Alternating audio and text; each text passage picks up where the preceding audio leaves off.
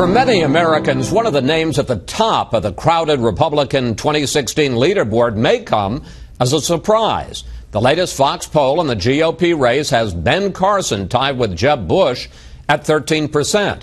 Senior national correspondent John Roberts sat down with the doctor to see if it was an announcement bump or something more.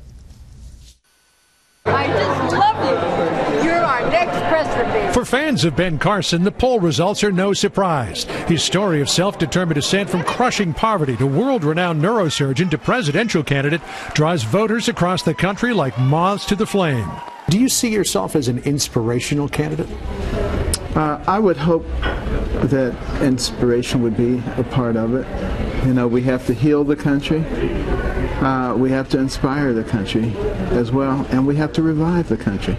You know, we're on our deathbed. With a shoestring budget, a skeleton staff, and a bedrock conservative message, Carson has turned his lack of political experience into an asset. I will never become a politician. Igniting a grassroots movement that now has him neck and neck with the establishment's favorite son. It tells you that people are waking up and starting to think for themselves.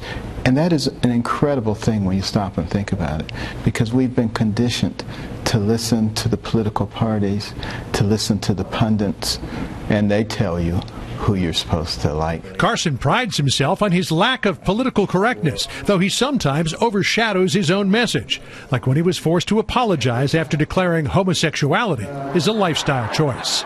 A lot of people who go into prison straight, and when they come out, they're gay. Do you, Ben Carson, need a better filter? Well, you've probably noticed that I haven't done very much of that lately, because I've come to understand that it's more important to get your point across. And there's certain things that you say, it like blocks out everything else, and no one can hear anything else that you say after that. Carson's sharpest barbs are aimed at President Obama, a trend he started at the 2013 National Prayer Breakfast, hammering the president on everything from the economy to faith. This is a Judeo-Christian nation. I don't care what the president says. Faith, says Carson, informs every decision he makes. I will never deny the fact that I have great faith in God.